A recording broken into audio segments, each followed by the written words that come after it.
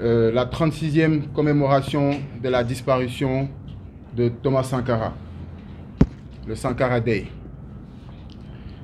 Le Sankara Day est une activité que nous organisons chaque année avec l'Urgence panafricaniste et les organisations que vous voyez ici présentes.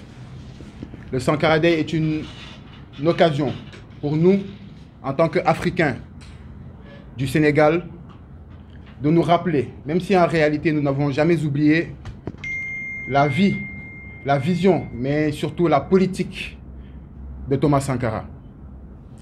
C'est pourquoi donc il est important pour nous que chaque année nous puissions, à travers cette journée, rendre hommage à Thomas Sankara, mais également en la personne de Thomas Sankara, rendre hommage à tous nos ancêtres dignes qui se sont toujours battus pour la libération de l'Afrique. Mais le Sankara Day, c'est également une opportunité pour nous. Parce qu'aujourd'hui, il est important de prier pour nos ancêtres. Il est important de commémorer et de rendre hommage. Mais nous estimons qu'il est tout aussi important de suivre la voie que ces derniers ont tracée. Il est tout aussi important de perpétuer le combat digne de nos ancêtres. C'est pourquoi le Sankara Day est également pour nous une opportunité pour partager la vision, les idées de Thomas Sankara. Parce que nous nous retrouvons dans ces idées-là, en réalité. Et ces idées reposent sur le panafricanisme, sur la solidarité africaine, sur l'unité africaine. Et c'est pourquoi cette année, nous avions décidé, en ce 15 octobre, de célébrer le Sankara Day à travers une grande activité culturelle qui avait donc pour objectif de revaloriser la culture africaine et d'aller vers un élan de solidarité envers notre communauté. Donc initialement, aujourd'hui, il n'était pas prévu que nous soyons là pour effectuer cette conférence de presse. À cette heure précise, nous devions être à la place du souvenir africain. La place du souvenir africain qui est un endroit symbolique, qui a été construit justement pour honorer tous les ancêtres dignes qui se sont battus en Afrique, mais également dans la diaspora pour la dignité africaine. Il était prévu que nous effectuions dans un premier temps une exposition pour promouvoir les produits africains, j'y reviendrai. Il était également prévu que nous effectuions un panel sur le thème du vivre africain, parce que le thème vivre africain est le thème que nous avions retenu pour cette journée-là. Il était également prévu qu'à travers des prestations culturelles, des slams, des prestations théâtrales, que nous valorisions également la culture africaine, mais également à travers un concours d'art oratoire qui devait être effectué en Wolof, qu'à travers aujourd'hui nos langues locales, que nous puissions promouvoir donc la culture africaine. Et comme je disais tantôt, le thème qui a été retenu pour cette année, c'est vivre africain. Vivre africain parce que nous considérons qu'en ce 21e siècle, où l'Afrique peine encore à reprendre cette place-là qui lui est due, la seule et unique voie que nous devons suivre, c'est cette voie-là que Thomas Sankara nous a démontrée, à savoir la voie du panafricanisme. Vivre africain parce que, comme il le disait, nous devons accepter de vivre africain si nous voulons vivre digne et vivre libre. Et donc, lorsque nous appelons notre peuple à vivre africain, nous les appelons à accepter notre identité, à accepter notre culture et à se réapproprier cette dernière. Lorsque nous appelons également notre peuple à vivre africain, nous les appelons à être dans une posture de solidarité entre la communauté. Parce qu'aujourd'hui, la plus grande force de chaque peuple, c'est sa capacité à pouvoir entretenir une certaine solidarité au sein d'elle. Mais lorsque nous appelons également notre peuple à vivre africain, nous les appelons à promouvoir tout ce qui vient d'Afrique, à consommer africain, à produire africain. Et Thomas Sankara l'avait dit dans son fameux discours à l'ONU. Il disait que nous devons faire de telle sorte que le marché des Africains, que le marché africain soit le marché des Africains. Nous devons produire ce dont nous avons besoin et consommer ce que nous produisons. Parce que c'est la seule façon de vivre digne et de vivre libre. C'est dans ce sens que nous avions invité toute la communauté africaine dans sa globalité à une exposition de produits africains. Nous avions des frères de la communauté du Burkina, des frères de la communauté du Mali, du Sénégal et d'autres pays d'Afrique qui étaient déjà prêts à exposer leurs produits aujourd'hui à la place du souvenir. Mais malheureusement, je disais tantôt que cette activité culturelle que nous avions prévu d'effectuer a été interdite. Le motif de l'interdiction que l'on nous a livré est qu'il y a une autre activité qui a été prévue au même endroit. Nous tenons à rappeler, parce que nous avons des partenaires avec qui nous avons collaboré durant ces 2 derniers mois pour l'organisation de cette journée. Donc il est important qu'en toute transparence, que nous puissions expliquer les raisons pour lesquelles nous n'avons pas tenu cet événement. Il y a 2 mois de cela, nous avons rencontré l'administration de la place du souvenir. Nous avons discuté avec elle et nous sommes tombés d'accord sur la date du 15 octobre. Nous avons réservé la date et on nous a même remis une facture pour preuve de réservation. Et en début de semaine, comme la loi le prévoit, nous avons déposé une lettre d'information à la préfecture de Dakar. Nous leur avons donc expliqué les raisons de cette activité, qui était une activité culturelle. Nous avons effectué l'enquête et donc nous avons attendu tout simplement de la place du souvenir. Nous leur avons informé que l'activité a été interdite parce qu'il y a une autre activité qui a été organisée à la place du souvenir. Malheureusement, ils n'ont pas pu justifier le fait qu'ils aient validé à la fois notre réservation et validé une deuxième réservation. Mais nous savons ce qu'il en est. Nous estimons tout simplement que ceci est un sabotage de l'administration de la place du souvenir. Ce n'est pas la première fois que nous rencontrons ce genre de difficultés. Nous savons tous que aujourd'hui, toutes les manifestations déjà sont interdites. Il y a quelques semaines de cela, avec la communauté sœur du Niger, nous avions voulu organiser une manifestation pour soutenir le peuple frère du Niger. Cette manifestation nous a été interdite.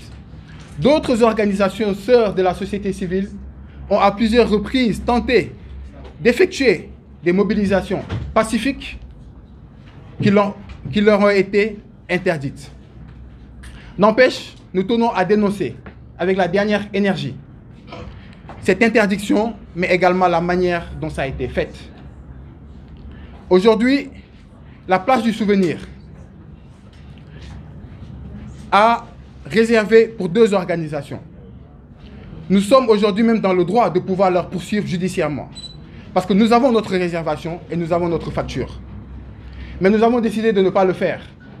Parce que nous laissons le peuple pour témoin et le temps est le meilleur des juges. Quoi qu'il en soit, nous tenons quand même à dire à l'État du Sénégal qu'aucune intimidation ou des actes malheureux de ce type ne pourrait aujourd'hui nous décourager dans cette lutte que nous menons. Parce que ce combat que nous menons, nous sommes conscients que c'est un combat qui demande de l'endurance. Nous sommes conscients que nous serons persécutés. Nous l'avons été dans le passé, mais nous sommes conscients que nous serons encore persécutés.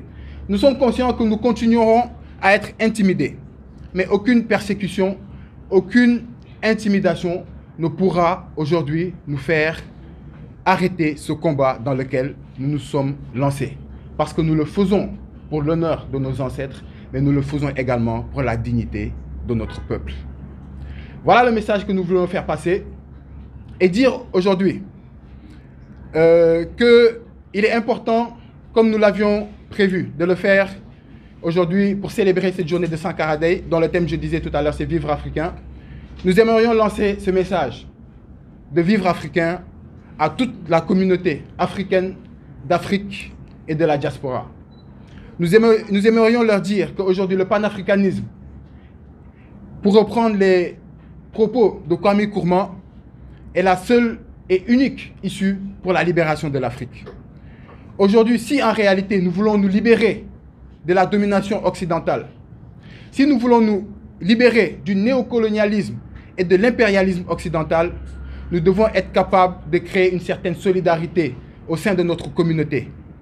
Parce que c'est dans l'union, aujourd'hui, que nous aurions cette force afin de pouvoir vaincre l'ennemi. Parce qu'en Afrique de l'Ouest, vous faites quand même un travail assez exceptionnel et professionnel qui accompagne beaucoup de mouvements patriotes et le panafricanisme en général. Et pour ne pas trop tarder, je veux saluer aussi notre structure ici, l'ONG Urgence Panafricaniste et toutes les structures qui ont travaillé pour qu'aujourd'hui on vive le Sankara Day qui n'a pas eu lieu. Et je suis partagé entre un sentiment de déception et un sentiment quand même de satisfaction. La satisfaction est que malgré le sabotage, les Africains en général persistent à, comme Kwame Nkrumah le disait, et être des Africains et ne pas être Africain parce qu'on est né sur le continent, mais parce que l'Afrique est née en nous. Le Sankara Day ici, dans la forme, c'est la commémoration de Sankara, 36 ans, mais pour dire vrai, l'intégrité de l'homme africain, c'est naturellement une activité culturelle de profondeur, où l'homme africain qui est l'aîné de l'humanité, aujourd'hui est le perdu de l'humanité. Donc il faut travailler à une restauration naturellement de l'homme africain en général. Et le Sénégal, comme je saluais la presse tout à l'heure, et même si elle est souvent critiquée, joue un rôle profond qui respecte quand même la mémoire de Cheikh Anta Diop. Il y a quand même une certaine intelligence ici qui, quand tu arrives à travers les discussions en off comme en public, tu vois que quand même il y a de la contenance qui peut et qui doit continuer dans le long terme. Donc nous sommes venus naturellement vous accompagner, mais malheureusement des activités qui doivent être soutenues par tous et par tout le monde, du sommet jusqu'à la base, a été naturellement boycottée quand vous comprenez les explications des frères et sœurs. Mais je reste satisfait parce que si aujourd'hui, à un certain moment, nous n'étions pas commémorés, nos ancêtres n'étaient pas commémorés, et qu'aujourd'hui, il y a des gens qui persistent à les faire commémorer et il y a du sabotage, ça veut dire que l'ennemi ne dort pas. Ça aurait été des activités de beauté occidentale comme les Miss, et ça allait avoir un soutien, peut-être même étatique. Et nous, la société civile essayant de, comme dans notre ONG ça se dit, ce que l'élite dirigeante ne fait pas pour le peuple doit le faire lui-même. Essayant de faire ça, nous sommes boycottés. C'est malheureux, mais ce que je voulais dire en dernier, comme dernier mot, c'est que le mot d'ordre doit rester le même, le message doit rester le même. Bonjour à tous, merci pour l'accueil. Assalamu alaikum wa rahmatullah. Déjà, je tenais à vous remercier pour l'accueil. Je suis l'un des membres de Urgence Panafricaniste, association de Kémy Séba, au Mali et au Canada. Voilà, d'habitude, je suis plutôt loin des caméras, mais je pense qu'aujourd'hui, c'est un bon exercice. On est venu ici aujourd'hui pour supporter nos frères du Sénégal, du Burkina Faso, dans cet événement du Sankara Day. Voilà, donc on est un peu déçu que l'événement ait été annulé, mais je pense que c'est bon signe dans le fond, parce que c'est la preuve que le message que l'on porte, le discours que l'on porte, affecte certaines personnes. Et je pense que c'est à féliciter, et cela confirme que l'on avance dans la bonne direction.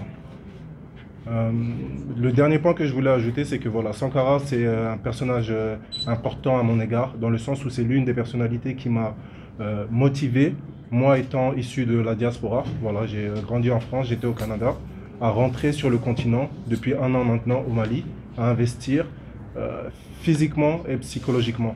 Et je pense que le message qu'aujourd'hui nous aimerions passer, et j'aimerais particulièrement passer, c'est que la diaspora a une responsabilité et devrait rentrer au plus vite, étant donné que Je pense que c'est un secret pour personne.